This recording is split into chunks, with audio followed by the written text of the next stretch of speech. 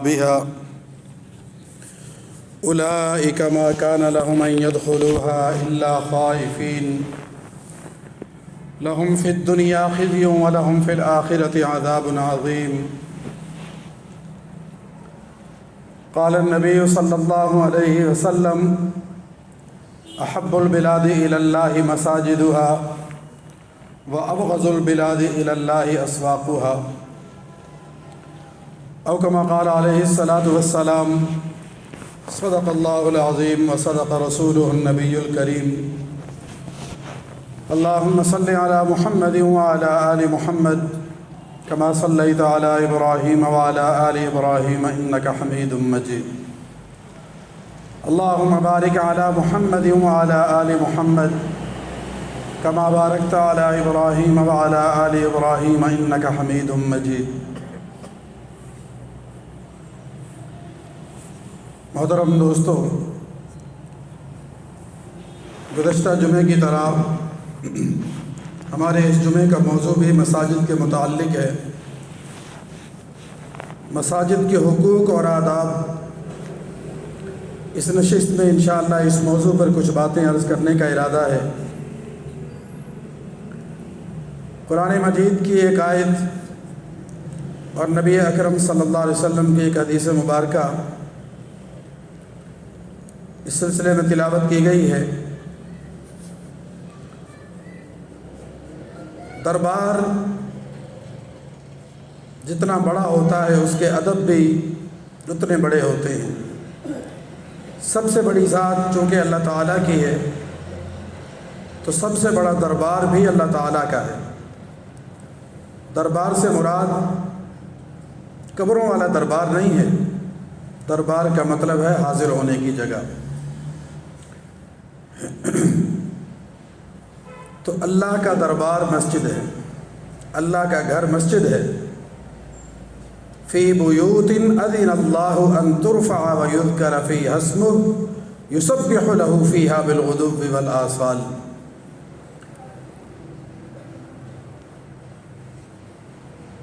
بیوت اللہ مساجد ہے، اللہ کے گھر مساجد ہیں۔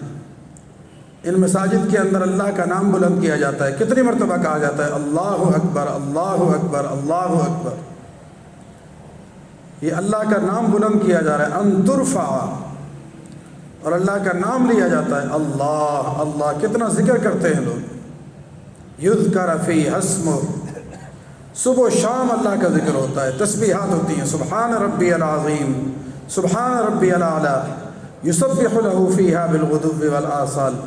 ہر نماز کے بعد سبحان اللہ الحمدللہ الحمدللہ، اللہ اکبر اللہ اکبر، تسبیح ہو رہی ہے، تحلیل ہو رہی ہے، تکبیر ہو رہی ہے، اللہ کی تحمید اور اللہ کی تمجید بیان ہو رہی ہے۔ تو یہ اللہ کا دربار ہے۔ اللہ کے دربار کے آداب بھی ہوتے ہیں۔ تو آج انہی آداب کا مذاکرہ ہوگا۔ کوئی خطاب یا کوئی بیان نہ سمجھیے گا، یہ آپس میں ہمارا ایک مذاکرہ ہے کہ ہم جس گھر میں صبح و شام آتے ہیں، بلکہ 5 وقت آتے ہیں، اس جگہ کے آداب کا ہمیں پتہ بھی ہے یا نہیں، اور اگر پتہ بھی ہے تو ان آداب کو ہم بجا لاتے ہیں یا نہیں لاتے۔ مذاکرہ کرنے کی ضرورت ہے۔ وَذَكِّرْ فَإِنَّ الذِّكْرَىٰ تَنفَعُ الْمُؤْمِنِينَ۔ اللہ تعالیٰ 27ویں پارے میں ارشاد فرماتے ہیں کہ نصیحت کیجئے، مذاکرہ کیجئے۔ ایمان والوں کو مذاکرہ نفع دیتا ہے، ایمان والوں کو نصیحت نفع دیتی ہے، ایمان والوں کو یاد دہانی نفع دیتی ہے۔ تو یہ یاد دہانی ہے کہ جس گھر میں ہم صبح و شام آتے ہیں، کہیں اس گھر کے آداب بجا نہ لانے کی وجہ سے اللہ کے عتاب میں، اللہ کی ناراضگی میں تو ہم شامل نہیں ہو رہے۔ تو سب سے پہلا ادب مسجد کا یہ ہے کہ ہم مسجد میں جب داخل ہونے لگیں، بایاں پاؤں جوتی سے نکال کر دایاں پاؤں مسجد کے اندر داخل کر دیں۔ لیکن چونکہ ہماری مسجد میں وہ ترتیب نہیں ہے کہ ایک بائیں پاؤں جوتی سے نکالے اور دایاں پاؤں رکھ دیں، ایسی ترتیب چونکہ نہیں ہے، حال تھوڑا سا دروازوں سے فاصلے پر ہے، چھوٹا ہو یا بڑا، تو دونوں جوتے نکال لیے جائیں، پھر مسجد کے اندر جب پاؤں رکھا جائے تو پھر وہ دایاں پاؤں پہلے مسجد کے اندر جائے ہمارا، یہ پہلا ادب ہے۔ اور دوسرا ادب یہ ہے کہ ہم مسجد میں داخل ہوتے ہی پاؤں رکھتے ہی دعا پڑھ لیں، اللہم افتح لی ابواب رحمتک، اے اللہ ہمارے لیے اپنی رحمت کے دروازے کھول دیجیے۔ اللہ کی رحمت کے اوپر بات کرنے آئیں تو اللہ کی رحمت اتنی وسیع ہے، اتنی وسیع ہے۔ ایک حدیث قدسی کا ارشاد مفہوم ہے، اللہ ارشاد فرماتے ہیں کہ میرا جو عرش ہے، اس عرش کا جو ماتھا ہے، پیشانی ہے، اس کے اوپر لکھا ہوا ہے سبقت رحمتی علی غضبی، میری رحمت میرے غضب پر سبقت لے گئی، میری رحمت میرے غضب پر حاوی ہو چکی ہے، غالب ہو چکی ہے۔ تو اللہ کی رحمت بہت وسیع ہے، وہ رحمت ہم پر کھول دی جائے، اس رحمت کے دروازے ہم پر کھول دیے جائیں تو بس ہمارا بیڑا پار ہے۔ تو جیسے ہی مسجد میں داخل ہوں، دوسرا ادب یہ ہے کہ ہم اللہ کی رحمت کو مانگ لیں، یا اللہ اپنی رحمت کے دروازے مجھ پر کھول دیجیے۔ تیسرا ادب یہ ہے کہ ہم فوراً اعتکاف کی نیت کر لیں۔ اعتکاف کی نیت کرنے کے لیے الفاظ بھی ہیں، نویت الاعتکاف ما دمت فی المسجد یا فی ھذا المسجد، کہ میں اس مسجد میں جب تک رہوں گا اعتکاف کی نیت کرتا ہوں۔ لیکن یہ الفاظ زبان سے دہرانا ضروری نہیں ہے، کہہ دیں ٹھیک ہے، اگر نہ کہہ سکے تو صرف نیت کر لینا ہی کافی ہے کہ میں اعتکاف کی نیت کرتا ہوں۔ اب جب اعتکاف کی نیت کر کے ہم مسجد میں بیٹھیں گے، کھائیں گے، پئیں گے، سوئیں گے، بالفرض اگر ایسا کام ہوتا بھی ہے تو پھر ہمارے لیے وہ کام جائز بھی ہو جائیں گے اور اعتکاف کا ثواب بھی مفت میں ملتا رہے گا۔ اعتکاف کا ثواب بہت زیادہ ہے، جہنم کے اور اس معتکف کے درمیان کئی خندقیں آڑے آ جاتی ہیں جو آسمان و زمین سے بھی زیادہ مسافت کی ہیں۔ تو تیسرا ادب مسجد کا ہے، مسجد کے اندر داخل ہوتے ہی اعتکاف کی نیت کر لی جائے۔ چوتھا ادب مسجد کا، وقت کو دیکھیں کہ ہم ایسے وقت میں مسجد میں داخل ہوئے ہیں کہ ابھی جماعت کو کچھ منٹ رہتے ہیں، وقت رہتا ہے، اس میں ہم سنتیں بھی پڑھ لیں گے اور 2 رکعت تحیۃ المسجد بھی پڑھ لیں گے اور وقت بھی مکروہ نہیں ہے، تو پھر ہم تحیۃ المسجد کی 2 رکعتیں پڑھ لیں۔ بہت اہم ہے تحیۃ المسجد کی 2 رکعتیں، ہمارے ہاں تو اس کا اتنا زیادہ اہتمام نہیں ہے، عرب ملکوں کے اندر اس کا بہت زیادہ اہتمام کیا جاتا ہے۔ کوئی بوڑھا آئے، کوئی جوان آئے، کوئی بھی آئے، مسجد کے اندر داخل ہو کر وہ سب سے پہلا کام یہ کرتے ہیں کہ 2 رکعت تحیۃ المسجد پڑھتے ہیں۔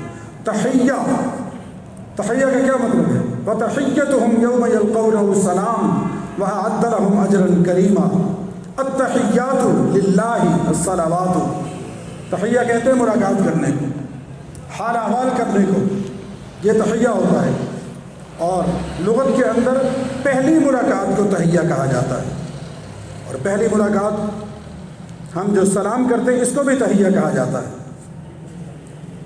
تو بیٹھنے سے پہلے ہم نے 2 رکعت پڑھنی ہے۔ ایسا نہیں ہے کہ مسجد کے اندر آئے، بیٹھے، کچھ پڑھا یا کچھ بات کی یا کچھ بھی کیا، پھر کھڑے ہو گئے، پھر 2 رکعت تحیۃ المسجد پڑھی، ایسا نہیں۔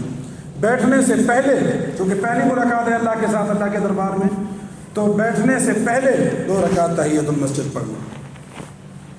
لیکن اس میں ان 2 چیزوں کا خیال کریں کہ ایسا نہ ہو کہ ہم 1 منٹ رہتا ہے اور ہم نے 2 رکعت نماز کی نیت کر لی، اسے فرض کی جماعت کھڑی ہو جائے گی، ادھر ہم نفل پڑھتے رہیں، ایسا نہ ہو۔ وقت ہو تو دوسری بات یہ ہے کہ مکروہ وقت نہ ہو۔ مکروہ وقت کون سے 2 وقت ہیں، طلوع آفتاب اور زوال آفتاب۔ جب سورج طلوع ہو رہا ہو، مثال کے طور پر آج کل سورج طلوع ہو رہا ہے 6:40 پہ یا 45 منٹ پہ، تو سورج کے طلوع ہونے کے بعد تقریباً 10-15 منٹ 20 منٹ کا جو وقفہ ہوتا ہے یہ مکروہ وقت ہوتا ہے۔ اس وقت کے اندر نماز پڑھنا جائز نہیں ہے۔ دوسرا وقت ہے زوال آفتاب، جب ہم یہاں پر 11:50 یا 11:55 تقریباً آج کل ہوگا یہ زوال، تو اس وقت میں بھی 10-12-15 منٹ کا وہ احتیاط کر لی جائے تو اس وقت میں بھی نہ پڑھی جائے، کوئی بھی نماز نہ پڑھی جائے اس وقت میں۔ ان 2 وقتوں کے علاوہ اگر نماز میں وقت باقی ہو تو مسجد میں داخل ہوتے ہی ہم 2 رکعت تحیۃ المسجد پڑھیں۔ اگر وقت اتنا ہے کہ ہم یا تو سنتیں پڑھ سکتے ہیں یا پھر ہم تحیۃ المسجد پڑھ سکتے ہیں، تو پھر اس میں علماء نے یہ گنجائش لکھی ہے کہ مثال کے طور پر آپ عشاء کے وقت آئے، ظہر کے وقت آئے، عصر کے وقت آئے، تو اس وقت آپ یوں کریں گے کہ سنتوں کی نیت کر کے آپ سنتیں پڑھ لیں، اسی میں ہی تحیۃ المسجد کی نیت بھی کر لیں تو اللہ تعالیٰ سنتیں بھی ادا ہو جائیں گی اور اللہ تعالیٰ تحیۃ المسجد کا ثواب بھی عطا فرما دیں گے۔ اگر الگ سے وقت ہے بہت اچھی بات ہے۔ نماز کے علاوہ آپ مسجد میں داخل ہوتے ہیں پھر تو اور زیادہ مسجد کا حق ہے، مسجد کا ادب ہے کہ ہم مسجد میں 2 رکعت تحیۃ المسجد ضرور پڑھیں۔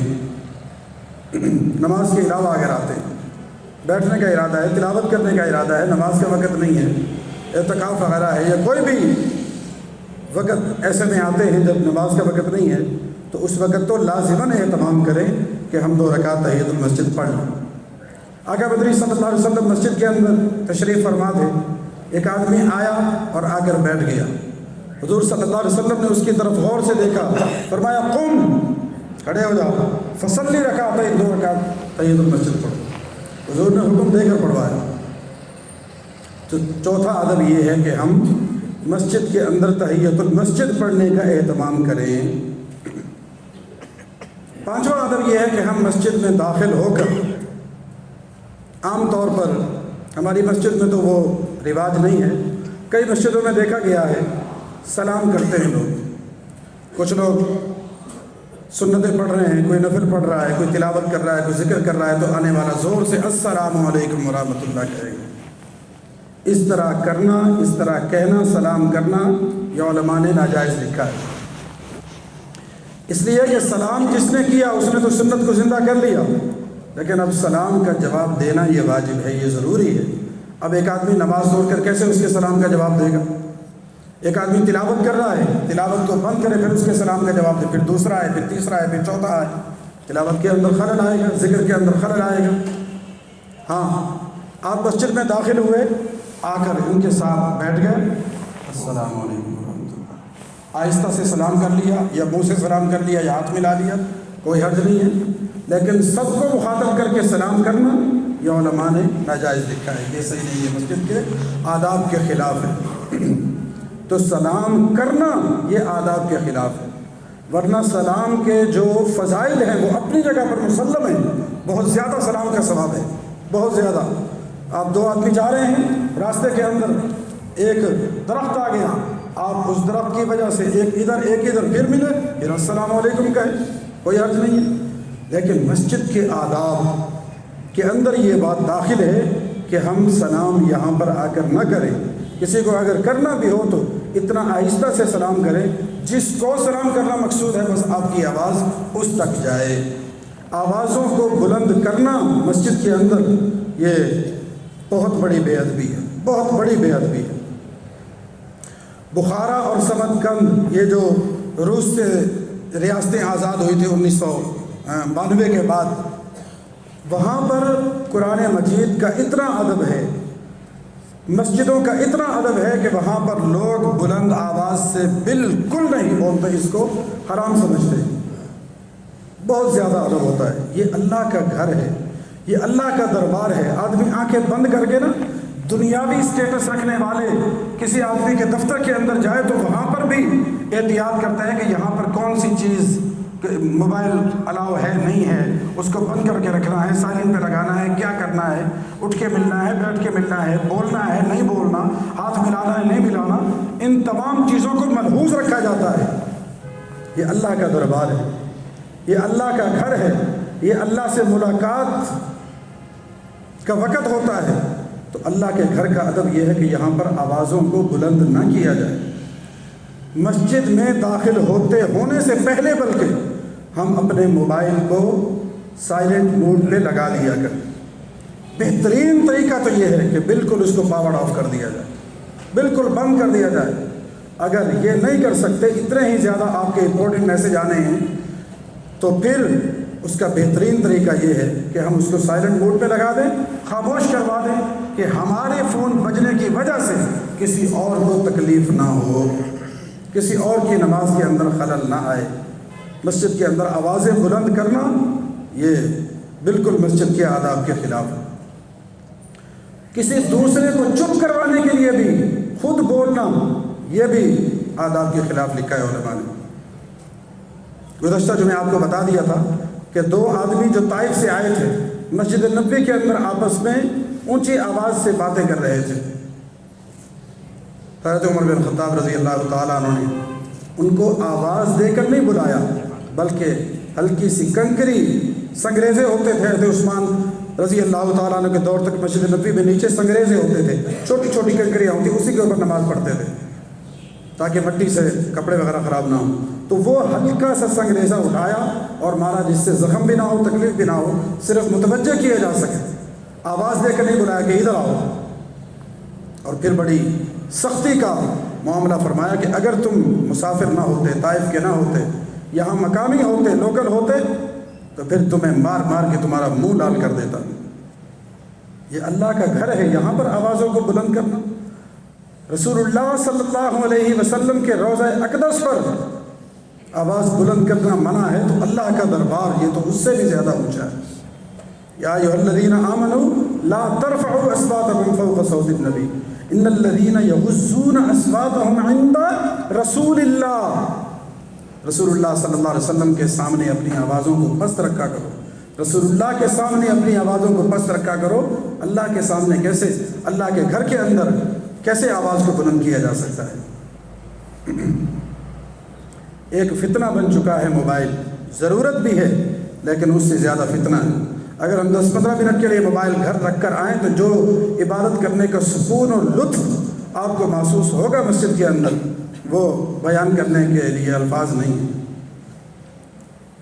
اخلاص کی اور عبادت کی جو کیفیت تھی وہ اس ڈیوائس نے چھین لی ہے، ہم سے چھین لی ہے۔ لیکن پھر بھی اگر لے آئیں مسجد کے اندر تو اس کو کم از کم خاموش کروا دیا کریں تاکہ آوازیں مسجد کے اندر بلند نہ ہوں۔ آج تو میرے خیال میں کوئی ایک نماز ایسی نہیں ہوگی جس میں کم از کم ایک موبائل نہ بجتا ہو۔ ساز کی آوازیں، ٹونے اور مختلف قسم کی آوازیں بجتی ہیں، اور ذہن پتہ نہیں کہاں سے کہاں چلا جاتا ہے۔ اور اس گناہ بد کا اور اس بری عادت کا سبب کون بنا؟ وہی آدمی جو موبائل کو خاموش نہیں کرا سکا۔ لوگوں کے دلوں سے پتہ نہیں اس کے لیے کیا بد دعا نکل رہی ہے، کیا الفاظ وہ اس کے لیے سوچ رہے ہوتے ہیں، وہ لوگوں کو ہی پتہ ہے۔ تو کیوں ہم لوگوں کی نگاہوں میں برے بنیں؟ کیوں ہم بدزنی کا شکار ہوں؟ کیوں ہم برے گمان لوگوں کے دلوں میں اپنی وجہ سے پالیں؟ اپنے موبائل کو بند رکھیں، آوازیں بند نہ ہوں، آوازیں بلند نہ ہوں۔ تو مسجد میں داخل ہوتے ہی اپنے موبائلوں کو خاموش کروا دیا کریں، یہ مسجد کا اہم ترین ادب ہے۔ اور اگر بالفرض خدا نہ خواستہ ہم مسجد کے اندر آئے، موبائل بند نہیں کر سکے، جب جماعت کھڑی ہونے لگے تو اس وقت ہم اپنا موبائل چیک کر لیں۔ خدا نہ خواستہ اگر ہمارا موبائل کھلا رہ گیا تو اس وقت خاموش کروا دیں۔ رکوع سے پہلے امام کے ساتھ مل جائیں گے، آپ کو رکعت مل جائے گی، آپ کا قیام بھی پورا ہو جائے گا۔ 1-2 سیکنڈ لگتے ہیں موبائل کو خاموش کروانے میں، بس شٹر نیچے کیا اور کلک کیا، موبائل سائلنٹ پہ لگ جاتا ہے۔ تیسری صورت، اس وقت بھی بالفرض ہم بھول جاتے ہیں، اور کام نہیں بھولتے دنیا کے، یہاں پر بھول جاتے ہیں، جو بھول گئے تھے وہ بھول گئے تھے، اس وقت بھی ہم بھول گئے، تو کم از کم اگر نماز کے اندر ہمارا موبائل شور کرنا شروع کر دے تو سوچتے نہ رہیں کہ میں نماز پڑھ رہا ہوں، اس نماز کے اندر مجھے مزہ آ رہا ہے، دوسروں تو وہ موبائل بجتا رہے آپ نماز پڑھتے رہیں۔ نہیں، فوری طور پر آپ جس حالت میں بھی ہیں، نماز کی جس حالت میں، فوری طور پر موبائل کو نکالیں اور کوئی ایسا بٹن دبائیں کہ موبائل سائلنٹ ہو جائے، خاموش کروا دیں۔ دوسری مرتبہ بجے پھر خاموش کروا دیں۔ ایسا نہیں ہے کہ وہ بجتا رہے اور آپ اپنی نماز کے اندر مگن رہیں۔ آپ کی اس حرکت کی وجہ سے سینکڑوں نمازیوں کی نماز خراب ہو جائے گی۔ تو مسجد کے اندر آوازیں بلند نہ کرنا، زور سے نہ بولنا، یہ مسجد کا ادب ہے۔ سلام سے بات چلی تھی کہ سلام نہ کریں، جب سلام کے اتنے بڑے فضائل ہیں اس کو بھی منع کر دیا گیا کہ مسجد کے اندر یہ کام نہ کریں، تو پھر موبائل تو ایک فضول سی چیز ہے۔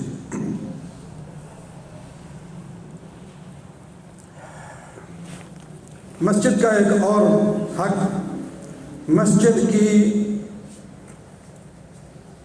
مسجد کا تقدس یہ ہے کہ مسجد میں دنیا کی باتیں نہ کی جائیں۔ مسجد کس چیز کے لیے ہے؟ اللہ کی عبادت کے لیے، بس۔ عبادت کی پھر مختلف صورتیں ہیں، صرف نماز پڑھنا عبادت نہیں ہے، ذکر کرنا بھی عبادت ہے، نفل پڑھنا بھی عبادت ہے، اور بھی بہت ساری عبادتیں ہیں۔ مسجد عبادت کے لیے بنائی گئی ہے، تو مسجد میں دنیا کی باتیں ہرگز نہ کی جائیں، کسی صورت بھی دنیا کی باتیں نہ کی جائیں، اور مسجد کے اندر کسی قسم کا کوئی بھی اعلان کرنا یہ غلط ہے۔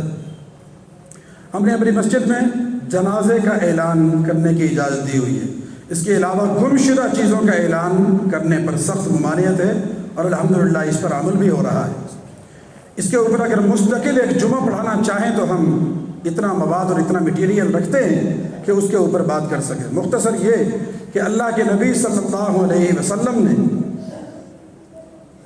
منع فرمایا ہے کہ مسجد کے اندر کسی بھی گمشدہ چیز کا اعلان کیا جائے، منع فرمایا، اور صرف منع فرمایا نہیں، اللہ کے نبی صلی اللہ علیہ وسلم نے بد دعا دی ہے کہ میں بد دعا دیتا ہوں، جو گمشدہ چیز کا اعلان کرے میں بد دعا دیتا ہوں کہ اللہ اس کی وہ چیز ہلاک کر دے، ختم کر دے، اس کو وہ چیز ملے ہی نہ۔ اور پھر دوسروں کو بھی ترغیب دی کہ کوئی آدمی گمشدہ چیز کا اعلان مسجد میں کرے تو تم بھی کہو کہ تمہیں وہ چیز نہ ملے۔ اللہ کا غضب، مسجد اس لیے، مسجد اللہ کی عبادت کے لیے، اس طرح فضول چیزوں کے اعلانات اس کے اندر نہ ہوں، اور جہاں پر سخت وعید سامنے آ جائے تو پھر کس کی کیا مجال، جو مرضی جو کہتے رہیں، آپ نے شریعت کے اوپر عمل کرنا ہے۔ مسجد کا ایک اور ادب مسجد کی ضروریات کو پورا کرنا ہے۔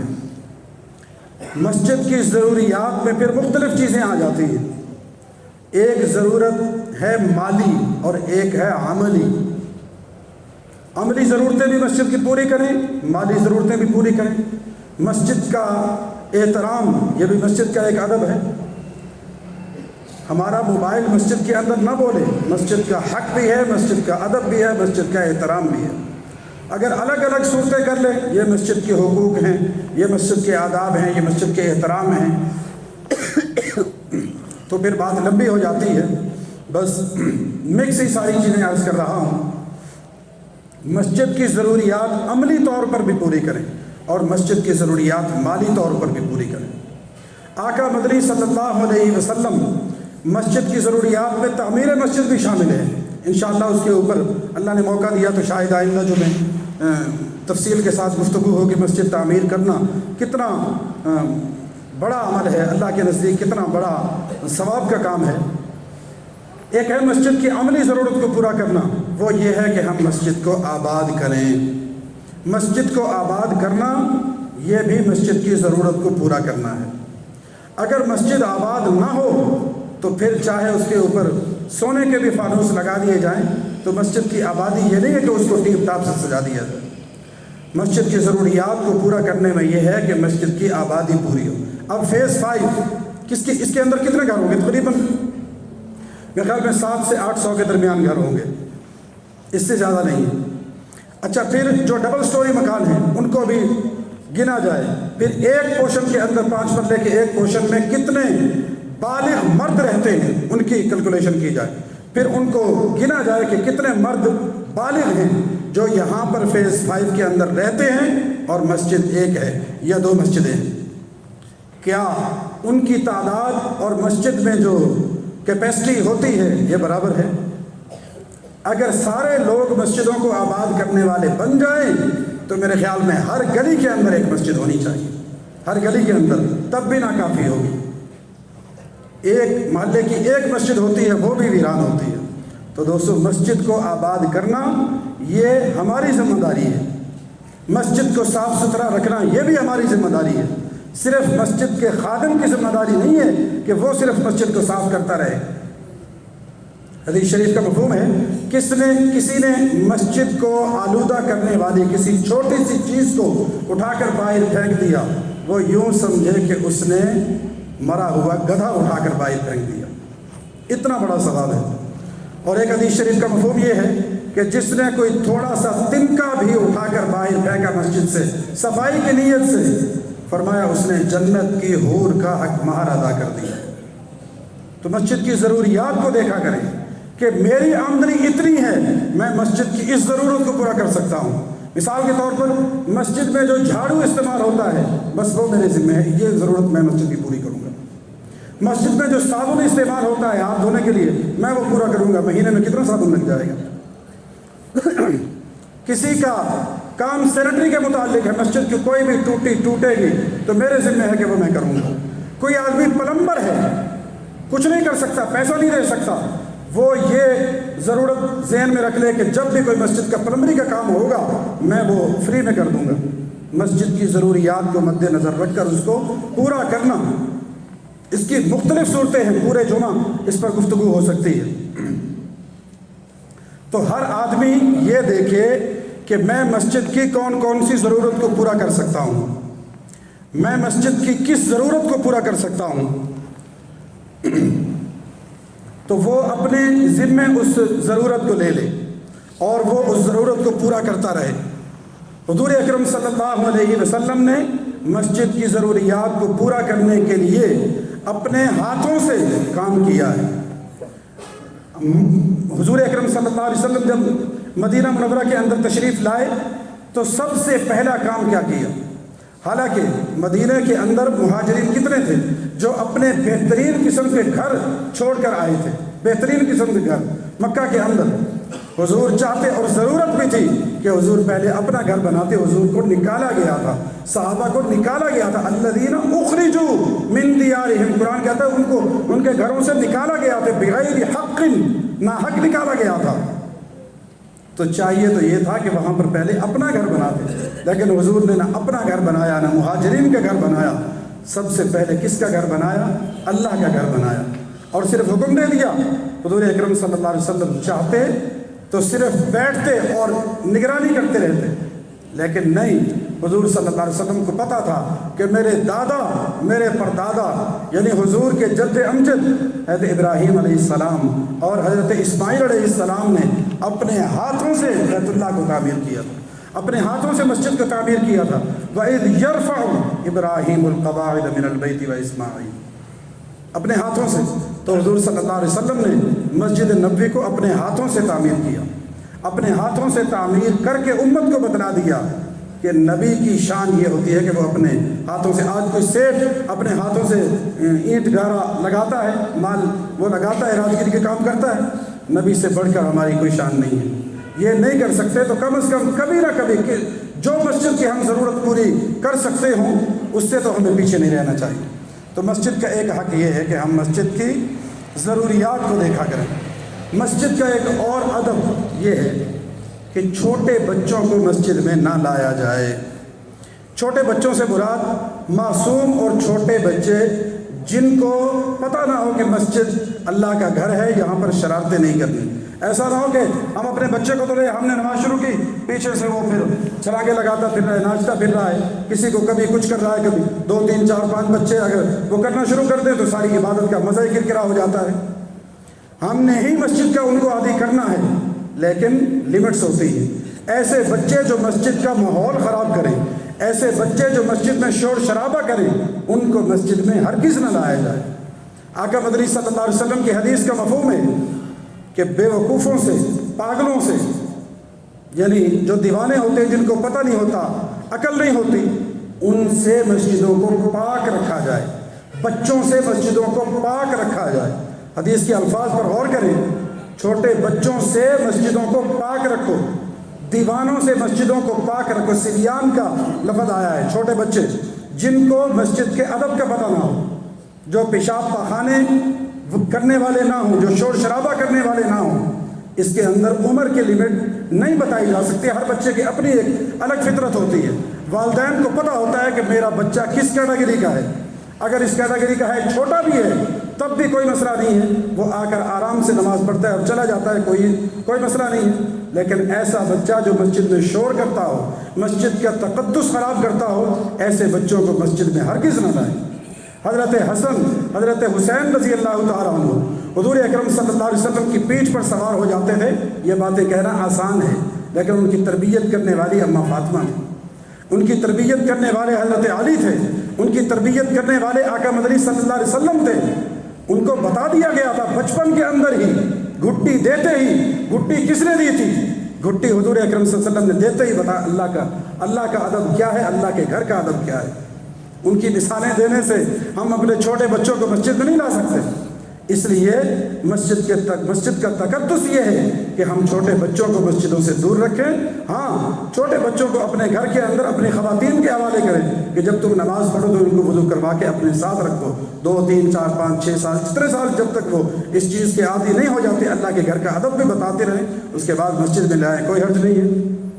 باقی مزید باتیں انشاءاللہ آئندہ، اللہ ہم سب کو عمل کی توفیق نصیب فرمائے۔ وآخر دعوانا ان الحمدللہ رب العالمین۔